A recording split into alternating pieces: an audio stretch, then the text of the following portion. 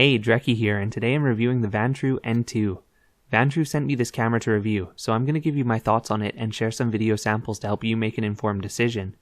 The N2 is a dual lens setup made for viewing the road and the passengers at the same time.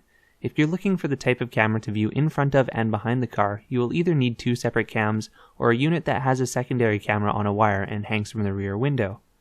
This kind of camera is more for taxis or Uber drivers who need to keep an eye on their passengers instead of viewing what's around the car. In terms of design, this camera is a looker. I'm fond of the angular body. The camera feels pretty solid and hides quite well despite its size. One thing worth noting here is that in order to take advantage of the dual lens setup, you cannot have the camera positioned in front of the rear view mirror like other cams, so this is the kind of camera you may have to take in and out of your car if you want to park on the street or somewhere where it might get stolen. The buttons and user interface of this camera are standard for Vantrue, so I won't go too far into detail here, but it's more or less the same as the other dash cams they offer. The rear camera rotates 90 degrees, so it will be the correct angle for viewing passengers and the driver. Daylight video from the main cam has a decent amount of detail. In dual recording mode, the front-facing camera records at an odd size, 1440 by 1080, likely so that the processor can also handle a second stream of video.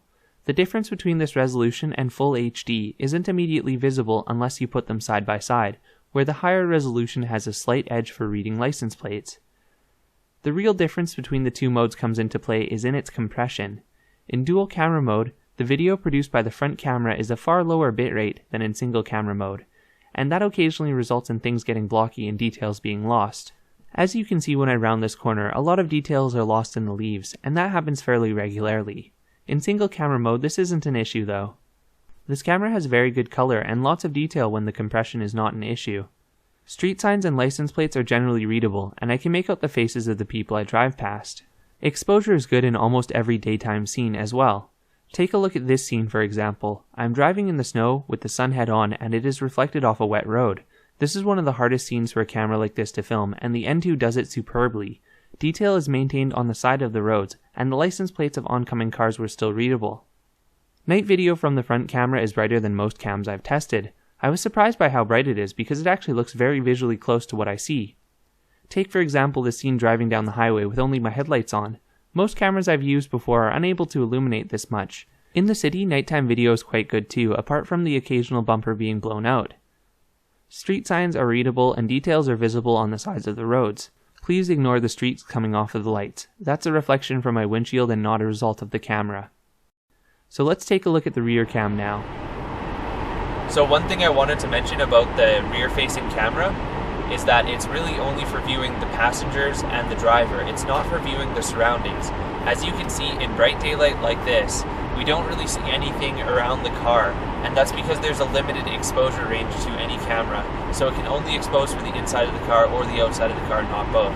This one is more for an Uber cam or a taxi cam where you want to see your passengers, or if you're just a single driver like I am, you can have it facing the inside, and then if you do get in an incident, you can say, hey look, I did my shoulder checks correctly, I wasn't texting or anything, when you submit your video proof for claim. The only other unfortunate thing I noticed is at night it's quite dark and it's hard to see much.